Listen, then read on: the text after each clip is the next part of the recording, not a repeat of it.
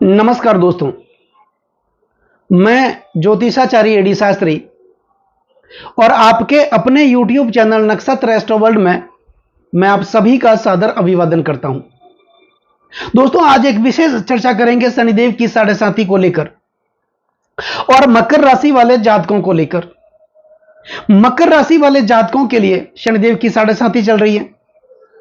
26 जनवरी 2017 से मकर राशि वाले जातकों को शनिदेव की साढ़े साथी लगी थी और 29 मार्च 2025 को मकर राशि वाले जातक शनिदेव की साढ़े साथी से मुक्त हो जाएंगे। लेकिन ये आने वाले अंतिम 6 महीने होंगे। इन 6 महीनों में मकर राशि वाले जातकों के लिए शनिदेव क्या करेंगे, शनिदेव क्या विशेष फल देंगे, किस प्रकार से भाग्य की जागृति करेंगे और हमारी मेहनत का प्रतिफल हमें प्राप्त करवाएंगे, यह सब आज जानेंगे, समझेंगे। फिलहाल शनिदेव अपनी वक्र अवस्था में चल रहे हैं। 29 जून 2024 को शनिदेव वक्री हुए थे और 15 नवंबर 2024 तक यानी पूरे 139 दिनों तक शनिदेव अपनी वक्र अवस्था में रहेंगे। इस समय शनिदेव पूर्वा भाद्रपद नक्षत्र देवगुरु बृहस्पति के नक्षत्र का संचरण कर रहे हैं और 3 अक्टूबर 2024 को दोपहर 12:10 पर शनिदेव पूर्वा भाद्रपद नक्षत्र से निकल करके राहु के शतभिषा नक्षत्र में गोचर करेंगे और वहां पर 27 दिसंबर 2024 तक यह शतभिषा नक्षत्र राहु के नक्षत्र में रहेंगे और पुनः पूर्वा भाद्रपद नक्षत्र में आएंगे। हालांकि शनिदेव का राहु के साथ मित्रवत संबंध भी है, लेकिन मकर राशि वाले जातकों के लिए थोड़ा बहुत राहु और शनि से संबंधित कुछ उपाय करने की भी जरूरत होगी, क्योंकि शनिदेव धैर्य के कारक माने जाते हैं। शनिदेव की गति सबसे मंद है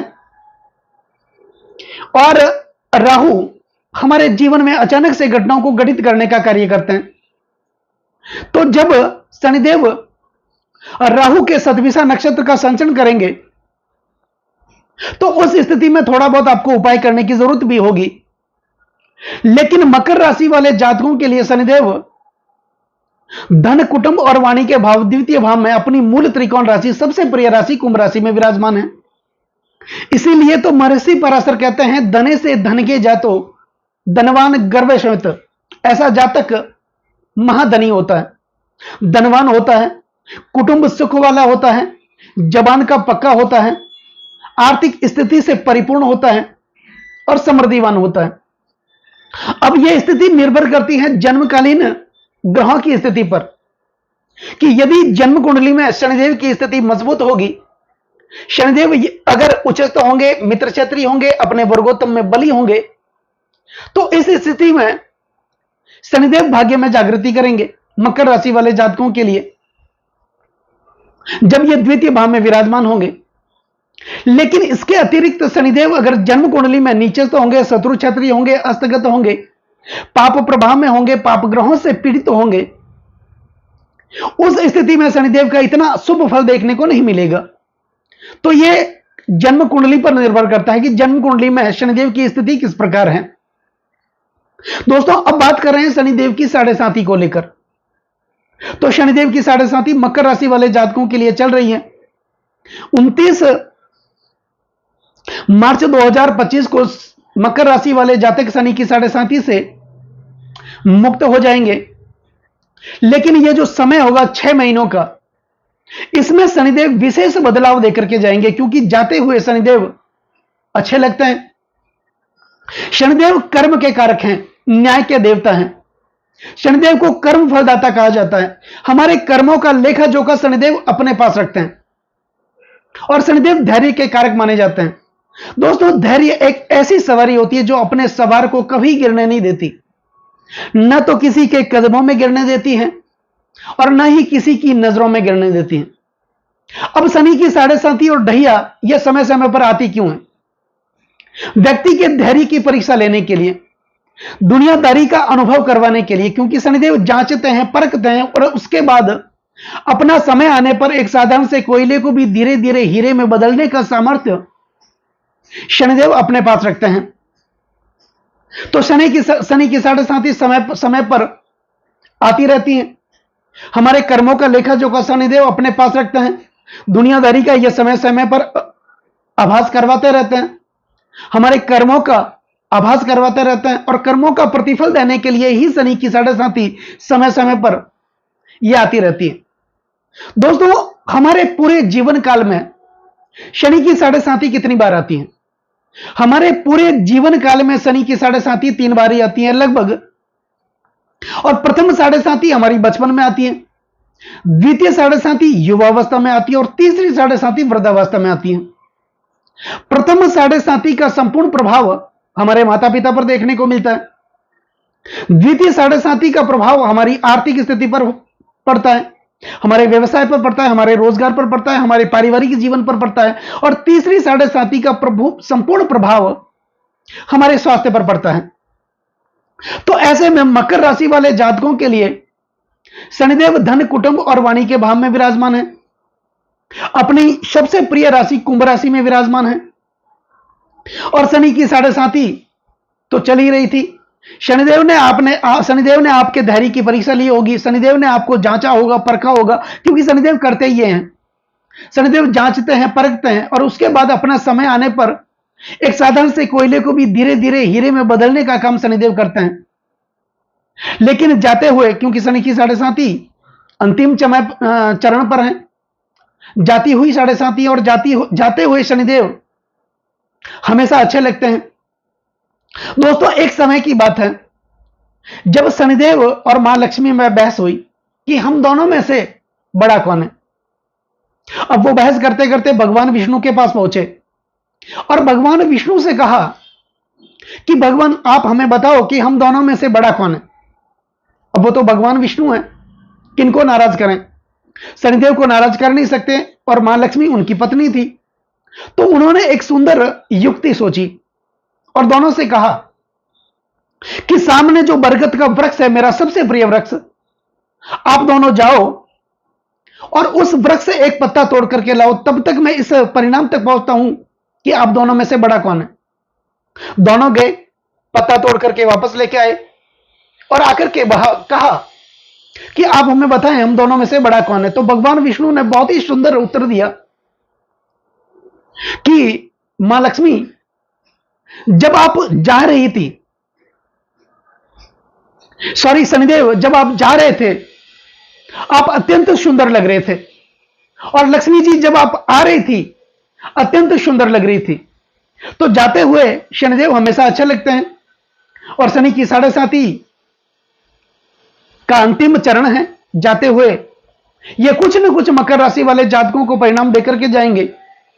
लेकिन इस शनि की साढ़े साथी में शनिदेव ने आपको पूरा तोड़ करके रख दिया होगा। शनिदेव ने आपके धैर्य की परीक्षा ली होगी। आप दिनों दिन आगे बढ़ने की कोशिश तो कर रहे थे, लेकिन लगातार पीछे चले जा रहे थे। 10 कदम आगे बढ़ रहे थे तो 20 कदम वापस पीछे चले जा रहे थे। पैसों का प्रवाह रुका हुआ था, धन का प्रवाह रुका हुआ था, पैसे आ ही नहीं रहे थे और जितने आ रहे थे उससे कई गुना खर्च हो रहे थे। दिनों दिन कर्जा बना हुआ था, कर्जा चढ़ रहा था। 5 रुपए का कर्ज आप कैसे भी करके उतारने की कोशिश कर रहे थे तो 10 रुपए का कर्ज आपके लिए तैयार खड़ा था। पारिवारिक स्थितियां अच्छी नहीं थी, प्रत्यक्ष संपत्ति में विवाद पद चल रहा था, भाइयों में विवाद चल रहा था, माता पिता के साथ मतभेद आपके बने हुए थे। आपकी आर्थिक स्थिति दिनों दिन डावाडोल होती जा रही थी। आप मेहनत तो कर रहे थे लेकिन उस मेहनत का पूर्ण प्रभाव आपको नहीं मिल रहा था। कोई ना कोई डील आपके साथ होने वाली थी, वो डील कैंसिल हो गई। कोई ना कोई बड़ा प्रोजेक्ट आपको मिलने वाला था, वो प्रोजेक्ट आपको मिला नहीं। मान सम्मान पद प्रतिष्ठा की प्राप्ति नहीं हुई। वाणी में एक कटुता भरी स्थिति बनी हुई थी। आप लोगों को समझाना कुछ और चाह रहे थे, लोग समझना कुछ और चाह रहे थे। तो इस प्रकार की समस्याएं दिनों दिन आपके जीवन में मकर राशि वाले जातकों के लिए बनी हुई थी। प्रत्यक्ष संपत्ति में विवाद तो चल ही रहा था, लेकिन पुलिस कार्यवाही भी साथ में हो रही थी। कोर्ट कचहरियों के आप चक्कर काट रहे थे और जहां पर भी आपने अपने धन का निवेश किया, अच्छे के लिए किया था कि उसका कुछ अच्छा बेनिफिट आपको मिलेगा, लेकिन ऐसा कुछ भी नहीं हुआ। पैसे आपके लगातार फंस रहे थे और फंसाने वाले आपके अपने लोग ही थे। जिन लोगों के लिए आपने कोई बड़ा काम किया, सुख दुख में साथ दिया, सुख दुख में भागीदार बने, और जब आपकी बारी आई तो वही लोग आपका साथ छोड़ करके चले गए, बहनों के साथ विवाद बना रहा। तो कुल मिलाकर के इस प्रकार की परिस्थितियां पिछले 7-7.5 सालों से आपके लिए चल रही थी। लेकिन अब शनि की 7.5 अंतिम चरण पर है। इन 6 महीनों में भी शनिदेव आपके लिए बहुत कुछ बड़ा करेंगे, बहुत कुछ देकर के जाएंगे। और जब शनिदेव की 7.5 खत्म हो जाएगी 29 मार्च 2025 को, उसके बाद तो बहुत ही बड़ा समय आपके लिए मकर राशि वाले जातकों के लिए आने वाला है। तो यहां पर अंतिम 6 महीनों में जैसा कि शनिदेव आपके द्वितीय भाव धन कुटुंब और वाणी के भाव में अपनी मूल त्रिकोण राशि कुंभ राशि में विराजमान है, तो यह आपको कुटुंब सुख देंगे, आपके परिवार की स्थिति को अच्छा करेंगे, भाइयों के साथ मैत्रीपूर्ण संबंध बना करके ये रखेंगे, माता पिता के साथ वैचारिक जो मतभेद बने हुए थे उस मतभेद को दूर करेंगे, धन का प्रवाह जो रुका हुआ था उसको फिर से सुचारू रूप से आपके लिए लागू करेंगे, आपकी वाणी में एक अलग प्रकार का निखार उत्पन्न करेंगे और आप अपनी वाणी कुशलता के कारण आपके फंसे हुए काम निकालने में आप माहिर बनेंगे। फैसला लेने की शक्ति बढ़ेगी, निर्णय लेने की शक्ति बढ़ेगी और इस निर्णय शक्ति के कारण ही आप दिनों दिन प्रगति करेंगे, आपकी आर्थिक स्थिति भी अच्छी होगी। और बैंकिंग क्षेत्र से लेकर आपकी जो समस्याएं दिनों दिन बनी हुई थी, शेयर मार्केट में आपने पैसे लगाए थे, आपने अपने धन का निवेश प्रॉपर्टी में किया था, वो पैसे आपके फंसे और फंसाने वाले आपके अपने लोग थे जो मीठा बोल करके आपको फंसा गए और इसका खामियाजा आपको भुगतना पड़ा। तो इस प्रकार की समस्याएं थी। अब इस प्रकार की समस्याओं को दूर करेंगे शनिदेव। दोस्तों, शनिदेव के पास 3 दृष्टियां भी मानी जाती हैं। शनिदेव जिस भाव में विराजमान होते हैं उस भाव से तीसरे भाव में दृष्टि करते हैं, सप्तम भाव में दृष्टि करते हैं और दसम भाव में दृष्टि करते हैं। दोस्तों, सप्तम दृष्टि एक जनरल दृष्टि मानी जाती है। सभी ग्रह अपने से सप्तम भाव में दृष्टि करते हैं क्योंकि सप्तम भाव पति पत्नी का माना जाता है, हमारी पत्नी का माना जाता है और हमारी निजी प्रॉपर्टी का माना जाता है। हर ग्रह, हर व्यक्ति अपनी पत्नी की और अपनी निजी प्रॉपर्टी की सुरक्षा देखरेख स्वयं करता है, इसलिए हर ग्रहों को यह दायित्व दिया गया है अपने से सप्तम भाव को देखने का। इसके अतिरिक्त शनिदेव को 2 महत्वपूर्ण और दृष्टियां दी गई है, तीसरी दृष्टि और दसम दृष्टि। अब शनिदेव आपके धन कुटुंब और वाणी के भाव द्वितीय भाव में विराजमान है और इनकी दृष्टि, तीसरी दृष्टि आपके चतुर्थ भाव पर जा रही है। हालांकि ये नीच दृष्टि है, लेकिन इस समय में शनिदेव मकर राशि वाले जातकों के लिए स्वगरी कुंभ राशि में अपनी सबसे प्रिय राशि में विराजमान है और देवगुरु बृहस्पति के पूर्व भाद्रपद नक्षत्र में ये चल रहे हैं। उसके बाद 3 अक्टूबर 2024 को 12:10 पर दोपहर में ये राहु के सतविसा नक्षत्र में भी आएंगे। तो राहु के साथ शनिदेव का मित्रवत संबंध है और इनकी जब दृष्टि, तीसरी दृष्टि आपके चतुर्थ भाव पर पड़ेगी तो ये आपको प्रॉपर्टी का लाभ भी देंगे, आपके रुके हुए काम को पूरा करेंगे, माता के साथ अच्छे संबंध स्थापित करेंगे, प्रॉपर्टी का जो विवाद चल रहा था उस विवाद को दूर करेंगे, कोर्ट कचहरियों के आप चक्कर काट रहे थे वो फैसला आपके पक्ष में भी आएगा। राजनीतिक दृष्टि से भी यह स्थिति काफी अच्छी होगी आपकी। अगर आप राजनीति से जुड़े हुए हैं पहले से या फिर जुड़ने जा रहे हैं तो आपके लिए बहुत अच्छी स्थिति का निर्माण शनिदेव करने वाले होंगे। यहां पर भूमि का लाभ भी मिलेगा, प्रॉपर्टी का लाभ भी मिलेगा, आपके अपने मकान का लाभ भी देखने को मिलेगा। आपके सपने, आपकी इच्छाएं जो लगातार दबी हुई थी उस सपनों इच्छाओं को ये पूर्ण करेंगे शनिदेव। तो यहां पर बहुत अच्छी स्थिति का निर्माण ये आपके लिए करेंगे। अब शनिदेव की सप्तम दृष्टि आपके अष्टम भाव पर जा रही है। दोस्तों, अष्टम भाव गहन अध्ययन का भाव माना जाता है, अष्टम भाव रिसर्च का भाव माना जाता है, ऑकल्ट साइंस का भाव माना जाता है, पराविज्ञान का भाव माना जाता है और इस भाव को पाताल लोक से भी जोड़ा जाता है। आपको पता होगा इस दुनिया में, इस धरती पर जितनी कीमती चीजें होती हैं वो सब धरती से निकलती हैं, पाताल से निकलती हैं। जितनी भी तरल चीजें होती हैं, चाहे वो पेट्रोल हो, डीजल हो, गैसें हो, जितनी भी तरल चीजें होती हैं वो सब पाताल से निकलती हैं और शनिदेव तरल चीजों के कारक माने जाते हैं, पेट्रोलियम चीजों के कारक माने जाते हैं। और शनि की जब सप्तम दृष्टि आपके अष्टम भाव पर होगी तो आपके अंदर एक अलग प्रकार का निखार देखने को मिलेगा। आपके अंदर एक अलग प्रकार की योग्यता जो लगातार दबी हुई थी, जो बाहर नहीं निकल रही थी। आप अपनी योग्यता को समझ नहीं रहे थे, लोग आपकी योग्यता को समझ नहीं रहे थे, लेकिन शनिदेव की सप्तम दृष्टि आपके अष्टम भाव पर जा रही है। आपकी योग्यता बाहर निकल करके आएगी, आपकी क्षमता बाहर निकल करके आएगी। आप लोगों से बात करने के लिए घबरा रहे थे, आत्मविश्वास की लगातार कमी आपके लिए बनी हुई थी, लेकिन इस समय में आपके अंदर आत्मविश्वास की जागृति होगी। आप सामाजिक कार्यों में, धार्मिक कार्यों में बढ़ चढ़ करके हिस्सा लेंगे, जिसके कारण आपके जीवन में मान सम्मान और पद प्रतिष्ठा की प्राप्ति होगी। इस बीच आप गहन अध्ययन के क्षेत्र से जुड़े हैं, रिसर्च के क्षेत्र से जुड़े हैं, ऑकल्ट साइंस के क्षेत्र से जुड़े हैं, तो इसमें आपको बहुत बड़ा बेनिफिट देखने को मिलेगा, क्योंकि अष्टम भाव प्राप्ति और परिवर्तन का भाव भी माना जाता है। तो शनिदेव यहां पर कोई ना कोई बड़ी प्राप्ति जाते हुए ये आपको दे करके जाएंगे, कोई ना कोई बड़ा परिवर्तन आपके जीवन में करके जाएंगे। इसका लाभ आपको संपूर्ण रूप से देखने को मिलेगा। अब शनिदेव की दसम दृष्टि आपके लाभ भाव पर जा रही है, एकादश भाव पर जा रही है, तो यहां पर लाभ की प्राप्ति होगी, आपके रोजगार में वृद्धि होगी। आप अपने स्थान पर दूसरे स्थान पर जाकर के कोई नया परिवर्तन कर सकते हैं, रोजगार कर सकते हैं, या फिर जहां आप नौकरी करते हैं वहां से आपको कोई ना कोई बड़ी पदोन्नति देकर के, कोई ना कोई बड़ी आपको जिम्मेदारी देकर के आपको कहीं बाहर भेजा जा सकता है, बड़ी कंपनी में भेजा जा सकता है, बड़े पद पर आपको भेजा जा सकता है। धन का प्रवाह जो आपके लिए रुका होता वो प्रभाव फिर से आपका शुरू होगा, आपकी आर्थिक स्थिति अच्छी होगी, आर्थिक प्रगति होगी।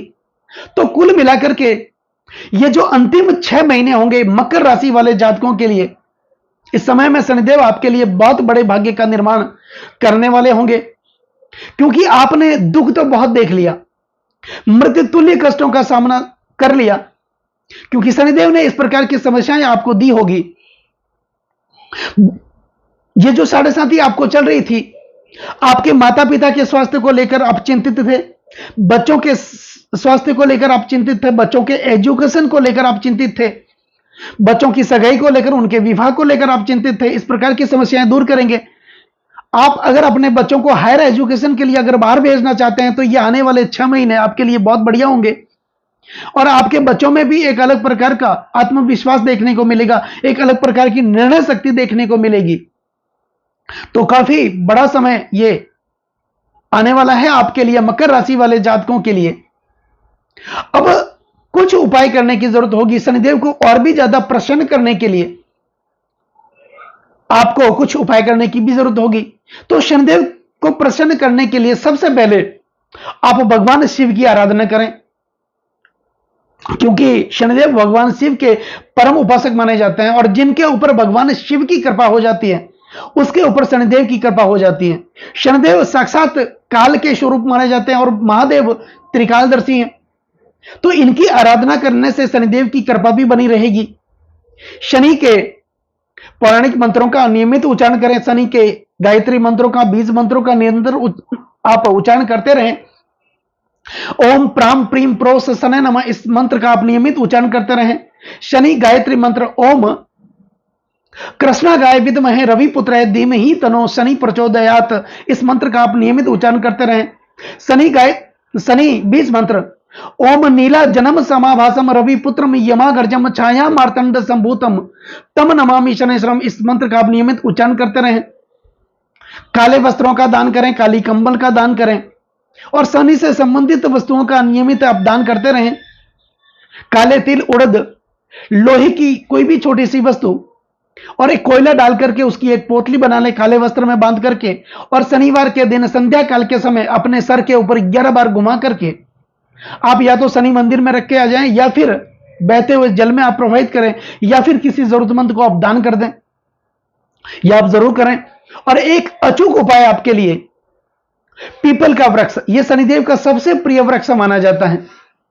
शनिवार के दिन संध्या काल के समय पीपल के वृक्ष के पास जाएं, एक मिट्टी का दीपक लें, उनमें सरसों का तेल डालें और अपना मुख देखें, और मुख देख करके संध्या काल के समय पीपल के वृक्ष के जड़ के पास उसको रख करके आ जाए, और जब आप रख करके वापस निकलते हैं 21 कदम तक आपको पीछे मुड़ के नहीं देखना है। तो यह उपाय आपको करने से शनिदेव की और भी कृपा आपके जीवन में आपको देखने को मिलेंगी। शनिदेव आपको मालामाल करेंगे, भाग्य का साथ देंगे, आपके मेहनत का फल देंगे। मेहनत तो आपने बहुत की, परिश्रम आपने बहुत किया, लेकिन उस मेहनत का पूर्ण प्रतिफल आपको देखने को नहीं मिला।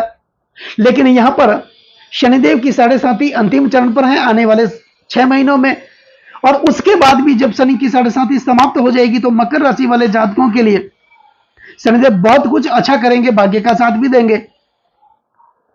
तो दोस्तों, कैसा लगा ये वीडियो? ये वीडियो अगर आपको अच्छा लगा हो, मेरा समझाना आपको सार्थक लगा हो, समझाने का तरीका अगर आपको सार्थक लगा हो, तो इस वीडियो को आप आगे से आगे शेयर जरूर करें, चैनल को सब्सक्राइब जरूर करें, बेल आइकन बटन को जरूर दबाएं ताकि मेरे आने वाले और भी नए नए वीडियो के नोटिफिकेशन सीधे आप तक पहुंच जाएं। लाइक और कमेंट जरूर करें, क्योंकि आपका एक लाइक और एक कमेंट मेरे अंदर बहुत ज्यादा आत्मविश्वास भर देता है। और कमेंट में ओम नमः शिवाय, जय शनिदेव जरूर लिखें। नमस्कार दोस्तों।